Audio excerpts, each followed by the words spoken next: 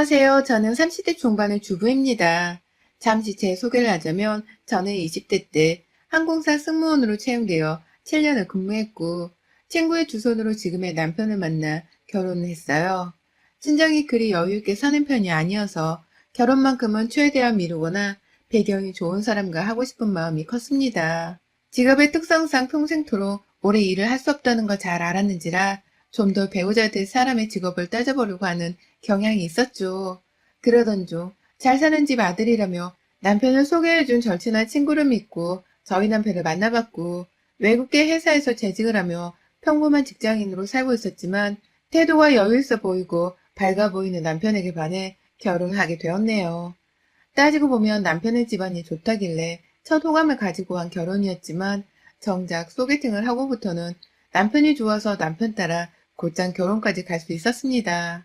결혼을 하고 나서 한동안은 제 일을 열심히 했어요. 당장 일을 그만둘 마음도 없었고 일을 다니며 받는 월급 중 일부를 저희 친정 부모님께 생활비로 쭉 드리고 싶었거든요. 저희 친정 부모님께 보내드릴 용돈을 남편한테 요구할 수는 없었으니까요. 그런데 이 사실을 남편에게 솔직하게 털어놓기도 했는데 애먼 시어머님이 자꾸 연락이 오셔서는 직장을 그만두라고 곡소리를 내며 외치곤 하셨습니다. 하늘을 나는 직업이 얼마나 여자 몸에 안 좋은 줄 아냐면서 꾸지람을 주기도 하셨고 낳지도 않은 아이 걱정을 하면서 애가 기형으로 태어날까 겁난다는 충격적인 말씀까지 내뱉으셨어요. 비행기 안에 방사능이 많다는 소리를 어디서 듣고 오셔서는 말이죠. 아예 틀린 말은 아니었기에 부정을 하진 않았지만 너무 지나친 오지랖이 힘들었습니다. 그런데 정작 저를 가장 힘들게 한 건 다름 아닌 제 남편이었죠. 옆에서 시어머님이 일을 그만두라며 주제넘는 소리를 하고 계셨음에도 불구하고 남편은 어머님께 반기를 드는 말 한마디를 하지 않더라고요. 오히려 엄마 소리 지르면 혈압 올라. 작게 말해도 돼. 라며 자기 엄마 건강이나 따져대며 소근소근 할 말은 다 하라고 말을 했어요. 시어머님이 집으로 돌아가시고 나면 저한테 꼭 그렇게까지 해야 해? 그냥 엄마 앞에서 네 하면서 일을 그만두겠다고 말할 순 없어? 처가댁에 보낼 돈이 얼마나 필요한데 그거 내가 보내줄 테니까 가족들 걱정하게 하지 말고 일 당장 그만둬. 우리 애기도 만들어야지. 라면서 제게 한 번 더 쐐기를 박아줬습니다. 사실 결혼하고서 제가 일을 그만두지 않은 건 친정에 보낼 용돈만큼은 내 스스로 벌어다 드리고 싶었던 마음이 컸던 것도 있지만 결혼 생활이 지속되고 나서부터는 시댁 때문인 것도 있었습니다. 분명 친한 친구가 유복한 가정에서 자란 남편이라고 소개를 해줬지만 정작 시집을 와서 보니 집안이 그리 여유 있어 보이지가 않았던 겁니다. 연애 때는 본인도 자기 집안을 어필하고 싶은지 제법 비싼 시계에 차도 외제차를 끌고 와 저를 픽업해줬고 아버지가 주셨다면서 현금이 두둑히 든 지갑을 보여주기도 했어요. 물론 옆에서 제가 너무 놀라 입을 못 다무니 다시 보여줘? 라면서 장난치듯 말했던 거긴 하지만요. 아무튼 돈으로 힘들 일은 없겠다 싶었는데 결혼을 하고 나니 상당히 이상했습니다. 시댁을 가보면 집은 너무 허름한 주택 한 채였는데 그마저도 집주인이 아닌 건지 2층 한 채만을 사용하는 중이었고 아래층에는 다른 가족들이 살고 있었습니다. 사람을 옷차림새로 판단하면 안 되지만 우리 시부모님 입고 다니시는 모습은 절대로 부유한 사람들로 보이지가 않았었고요. 저희가 결혼을 가을 했는데 겨울 내내 시댁을 가면 집이 정말 얼음장처럼 차가웠습니다.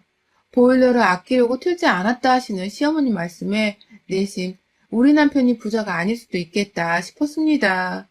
이 결혼이 이상하다 싶던 그때 피임을 잘 하지 못한 바람에 임신을 하게 되었고 결국 저는 직장을 그만두게 되었어요. 그때 그만두지 말았어야 했는데 일을 그만두지 않으면 쭉 시어머니랑 냉전을 펼칠 것이 너무 피곤하고 힘들어서 그냥 애라 모르겠다면서 사표를 냈죠. 설마 남편이 저한테 사기 결혼한 줄은 상상도 못했고요. 하지만 좀 더 결혼 생활이 지속되자마자 뒤늦게야 눈치챘습니다. 남편이 저를 꼬드겨 사기 결혼을 한 게 맞다는 것을 말입니다. 우리가 살던 신혼집이 알고 보니 남편 명의의 자가가 아닌 전세라는 것을 알게 되었어요. 남편이 전세금 반환보증 보험에 가입을 했던 바람에 관련 우편물이 집으로 날라왔거든요. 그걸 보고서 아차 싶었고, 그저서야 혹시 몰라 주변을 둘러보니 사기친 게 한둘이 아니었습니다. 공항에 저를 데리러 올 때마다 가지고 왔던 외제차도 그렇고, 손에 찬 시계나 장신구들도 모두 다 남편의 명의인 것이 아니라 아는 친구한테 렌탈이라도 한 건지 빌려서 가지고 있던 것들이었습니다. 이혼하자고 소리를 지르는 제게 아차 싶었던지 남편은 무릎을 꿇고 하나둘 별명을 쏟아냈지만 하나같이 그저 승무원이고 예뻐서 좋았던 나머지 제게 잘 보이려고 한 짓이라며 사랑 타령을 하더군요. 뱃속의 아기는 어쩔 것이며 앞으로 내 인생은 또 어찌해야 하는지 정말 눈물을 흘리는 것조차 당시 제게는 사치였습니다. 그나마 딱 하나 남편이 제게 사기를 안 친 진짜가 있었어요. 바로 남편이 재직하고 있던 외국계 회사였죠.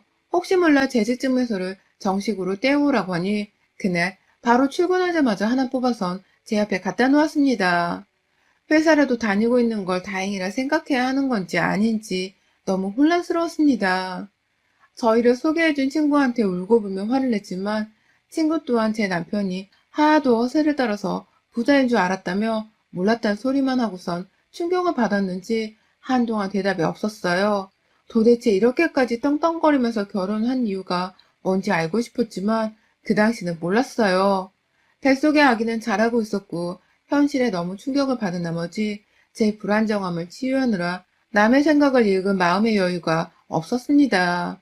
그런데 뒤늦게 아이를 낳고서 이 아이를 키우며 현실에 적응을 해나가던 중 불현듯 제가 놓치고 있었던 불안한 생각이 현실이 되었습니다. 왜 나와 결혼을 한 건가 싶었더니만 이게 다 시아버지 때문이었더라고요. 결혼을 하고 나서도 잘 몰랐습니다. 분명 멀쩡한 분이셨고 다만 제가 임신과 동시에 남편의 사기 행각을 알아버린 바람에 시부모님께 통 신경을 쓰고 살 수가 없어서 잘 찾아뵙지를 못했어요. 애를 낳고 나서도 제 건강이 걱정된다며 한동안 친정에 가 있기도 했었고요. 그러다 조금씩 명절이나 되어서야 겨우 시댁에 발을 붙여가면서 원수마냥 시댁을 대하고 살았는데 시아버지께 뇌출혈이 왔더라고요. 초기에 바로 병원으로 옮겨져 치료를 할 수 있었지만 그때부터 시아버지 고동이 불편해지기 시작하셨고 그걸로 저는 전세로 연장에 살고 있던 저희 집을 빼게 되면서 처음 알게 되었습니다. 아무도 말해주지 않아서 제가 먼저 시댁에 안부 인사를 연락하기 전까지는 모를 일이었어요. 그마저도 제가 시부모님과 살갑게 지내는 편은 아니었는지라 먼저 연락을 하지 않고 지냈어서 몰랐었고요. 근데 갑자기 시댁으로 이사를 들어가야 할 것 같다는 남편의 말에 화가 나서 어떻게 합가를 하는 문제를 혼자서 결정을 하려고 하냐면서 막 소리를 질렀는데요. 남편이 자기 아버지가 뇌출혈이라서 본인이 옆에 있어줘야 할 것 같다고 하는 겁니다. 더 정확히는 출근하는 본인 말고 집에서 노는 제가 아버님 옆에서 병간호를 해야 한다고 말이었어요. 상상만 해도 너무 싫었습니다. 제 부모님 곁에서 얼굴 세수 한번 제대로 해드린 적이 없는 아이인데 남의 부모 아래에서 남의 부모 간병을 내가 왜 해야 하냐고요. 가뜩이나 사기 결혼 당한 걸로 남편과의 신뢰는 바닥이었는데 나를 얼마나 우습게 알면 그런 부탁을 통보하듯 아무렇지 않게 하나 싶었어요. 평소 잔병이 많다는 것 정도는 알고 있었고 저 결혼하기 전에도 한 번 뇌출혈로 쓰러지신 적이 있었는데 그때도 잠시 오래도록 누워 있었다가 다시 일어나셨다고는 들었거든요. 그런데 결혼하고 애 낳고 나니 갑자기 한순간에 저보고 시부모님과 한 집에 살며 시아버지 간병을 하게 만드는 남편이 정말 원망스러웠어요. 하필 이맘때 시아버지가 보란듯이 다시 뇌출혈로 쓰러지신 것도 황당했지만 방도가 없었습니다. 시댁에 살기 싫다고 온 가족을 데리고는 저희 친정으로 갈 수도 없었으니까요. 그렇다고 제가 승무원 하면 모아놓은 돈으로는 집 한 채 사기에도 택도 없었고요. 그래도 월세 정도는 구할 수 있을 것 같아서 남편에게 권유도 해봤지만 우리 나이에 애 데리고 좁은 월세방에서 어떻게 사냐며 돈 낭비라며 그냥 시댁에 가자고 끝까지 고집을 부렸습니다. 그러니 저도 울며 겨자 먹기로 시댁에 들어가게 되었어요. 하지만 시댁에 들어와서 보니 상황은 상상했던 것보다 더욱 심각했습니다. 남편이 너무 저를 나몰라라 하기 시작했기 때문인데요. 자기는 출근해서 돈 벌어와야 하는데 집안일에 신경 쓸 새가 어딨냐면서 아픈 자기 아버지 돌보는 것을 온전히 며느리인 저에게 떠맡겨 버렸습니다. 그렇게 건강한 아이를 낳기 위해서라도 몸 건강을 위해서라도 직장을 그만두라며 종용을 하던 시어머니는 정작 제가 일을 그만두고 전업주부가 되자 자기 남편 병간호를 하는 간병인 대하듯이 부려먹기 시작했습니다. 아침에 눈 뜨고 일어나자마자 가장 먼저 듣는 소리가 핸드폰 알람도 아닌 시어머니의 불호령 같은 목소리였어요. 며느라 좀 와봐라! 라면서 그 새벽부터 소리를 치며 안방에서 저를 부르는 바람에 처음엔 정말 놀래선 잠옷 차림으로 시부모님 안방에 뛰어들어갔습니다.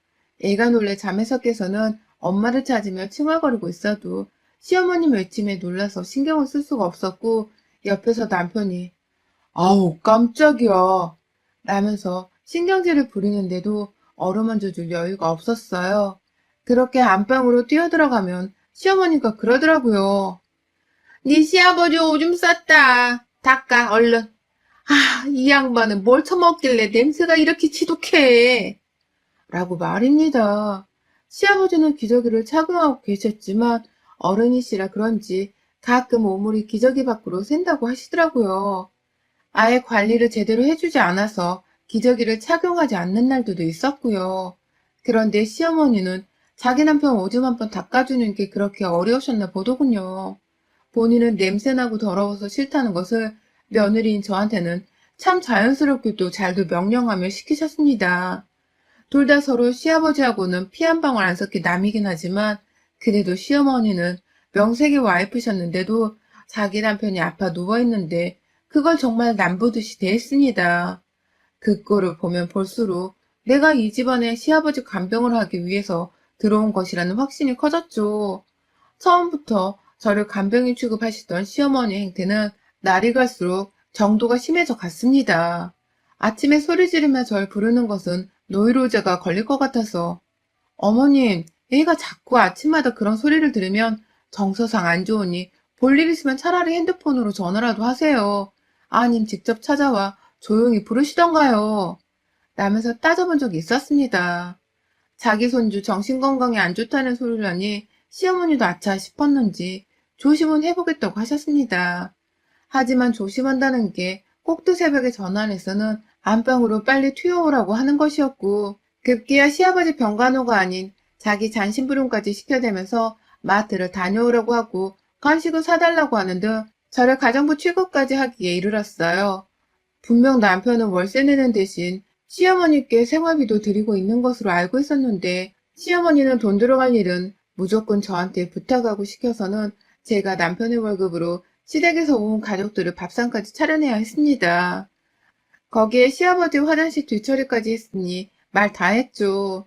누구 하나라도 나를 잘못 건드리면 이놈의 시댁을 폭발시켜버려도 여한이 없겠다 싶을 정도로 화가 북받쳐 있는 상태였습니다. 그제서 무려 2년이 넘도록 하며 지금껏 시댁에서 악에 북받쳐 살았네요. 그런데 바로 지난 주말 시어머니께서 충격적인 행동을 선보이셨습니다. 그날 저희 아들이 너무 아팠어요. 가뜩이나 코로나 때문에 기침만 해도 코로나인가 싶어서 간이 떨리는데 우리 아들이 새벽부터 내내 기침을 하길래 혹여나 싶어서 새벽에 남편이랑 응급실을 다녀왔습니다.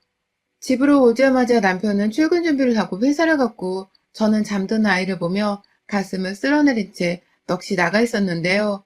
시어머니가 방 안으로 들어오셔서는 소리부터 지르시려다가 아이가 자고 있는 모습을 보고 난 후에야 너 잠깐 나와봐라 라면서 속삭이듯 제게 화를 내셨어요. 한숨을 푹 쉬었습니다. 또 시아버지 때문에 나를 부르나 싶어서요. 나가자마자 아이 때문에 새벽에 응급실을 다녀왔다고 그러니까 조금이라도 쉬면 안 되겠냐며 말씀을 드렸더니 시어머니가 그러시더라고요. 네 아들이 아픈 거지. 네가 아픈 건 아니잖아. 너 우리 집에 들어와 살면서 네 돈으로 생활비 한 번을 내고 있니? 그렇다고 네가 밖에 나가 도로 승무원이라도 할 수 있겠어?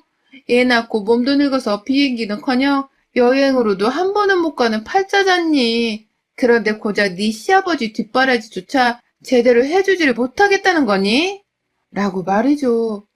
몸과 마음이 너무 힘든 상황에서 시어머님의 말씀은 너무 잔인했습니다. 결국 더 잔소리가 듣기 싫다면서 시어머니께 뭐 부탁하러 오신 거세요? 라며 고분고분 말을 했고 시어머니는 또 역시나 네 아버지 오줌 쌌다. 이왕 닦는 거 오늘은 싹 방안 좀 대청소를 해라.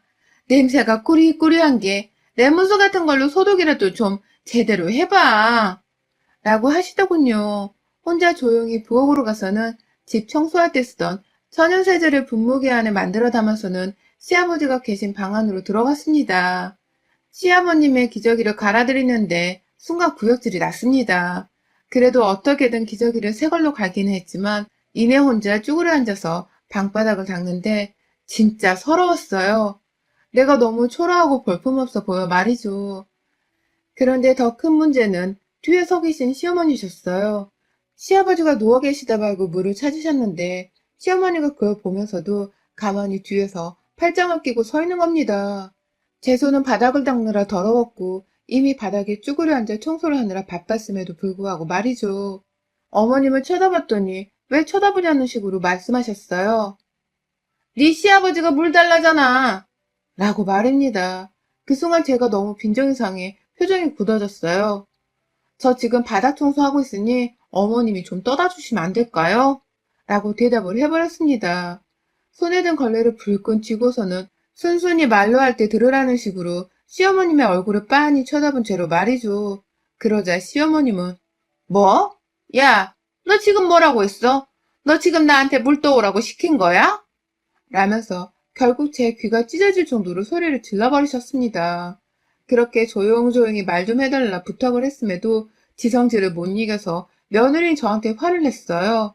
방 안에서는 아니나 다를까 겨우 약 먹고 잠들어 있던 제 아이가 놀래서 깨버렸는지 엄마를 찾는다고 막 울기 시작했고 제가 자리에서 일어났습니다. 얘가 우니까 빨리 달래줘야겠다 싶었거든요. 그런데 제 앞에서 시어머니가 막았더라고요. 당장 자기 방부터 닦고 가라고 말이죠. 아이는 자기가 달랠 테니 저보고는 청소나 하라면서 도로 방 안으로 밀쳐냈습니다. 제 어깨를 치면서 말입니다. 그쯤 되니 저도 더 이상 참지 못하겠었어요. 저는 부처가 아닌데 나를 마치 돛 닦는 부처 마냥 너무 만만하게 보시는 듯한 시어머니의 버릇을 납작하게 고쳐줘야겠다 싶었죠. 이미 새벽에 응급실도 다녀온 터라 넋을 몇 번 놓았던 바람에 이성적인 판단 자체가 불가능했습니다. 손에 들고 있던 걸레를 쥐다가 순간 시어머니 얼굴에 내리 던져버렸어요. 못하겠다고, 못해먹겠다고 몇 번을 말해 알아들어요? 내 새끼 아파 병원 다녀온 며느리한테 네 남편 뒤치덕거리나 하라고 하는 게 사람이에요? 어머님 손으로 직접 간병하라고요. 라면서 시어머니를 끌고 와서는 누워 계시던 시아버지 앞에 무릎을 꿇렸습니다. 제가 미친 사람처럼 소리를 지르다 못해 시어머니 무릎을 강제로 꿇려서는 옆에 돌돌 말아놓은 시아버지 기저귀 앞에다가 시모의 얼굴을 가져다 댔죠.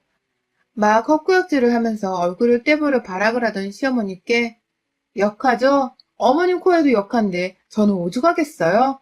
내 남편도 아니고 내 친아버지도 아닌데 이걸 왜 나한테 시켜먹고 지랄이세요? 치매에 걸려 내 손에 죽을 때까지 벽에 똥침만 하다 역겹게 죽고 싶으세요? 그럼 말년 맞고 싶으시면 어디 앞으로도 저한테 시집살이 더 시켜보시던가요? 라면서 시어머니 앞에서 시아버지 기저귀를 도로 풀겠다며 제 손에 집어드니 그 짧은 찰나에 시어머니가 밖으로 도망을 치셨습니다.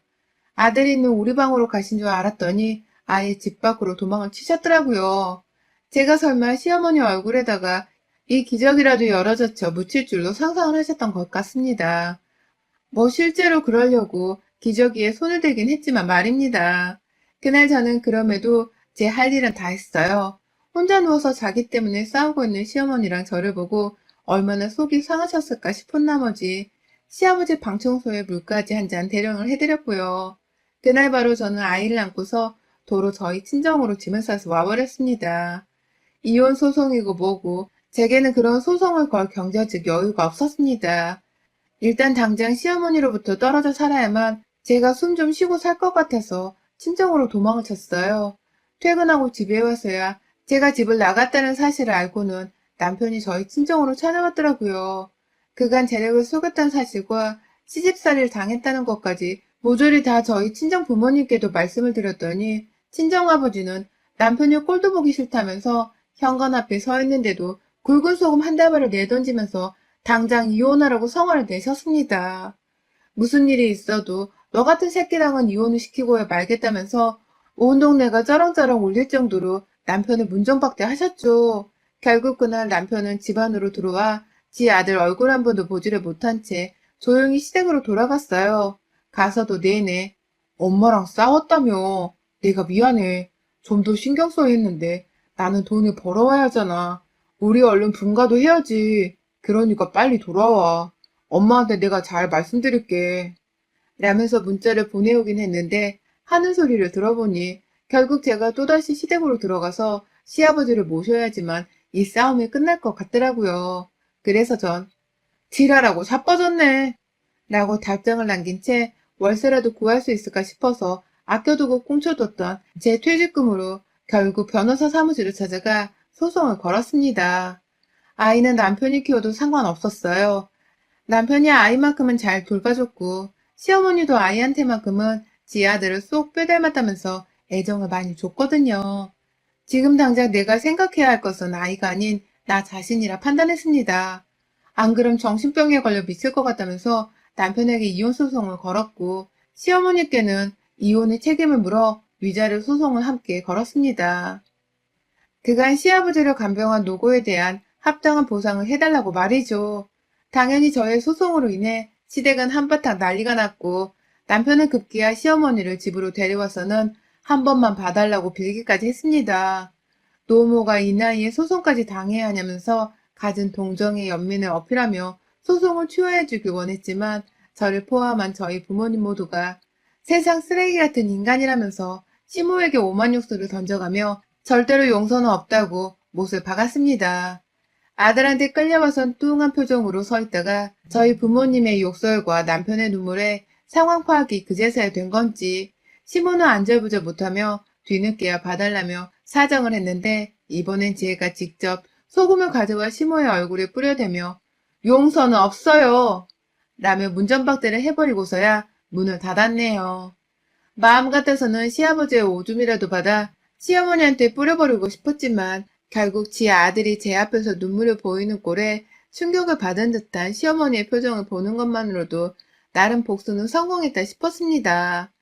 남의 집 귀한 딸을 감히 간병이나 하는 사람으로 부려먹으려고 하는 시어머니가 두고두고 괘씸하지만 이제라도 일이 탈출하게 되어 얼마나 다행인지 몰라요. 앞으로 집안에서 혼자 얼마나 쇠가 빠지게 시아버지를 간병할지 우리 시어머니의 앞날을 상상하면 불쌍하고 안쓰러워 죽겠습니다. 어머님, 전 이제라도 그 집구석에서 발을 뗐지만 어머님은 이제 시작이네요. 수고하세요. 여러분의 생각은 댓글로 남겨주세요. 오늘도 시청해주셔서 정말 감사합니다.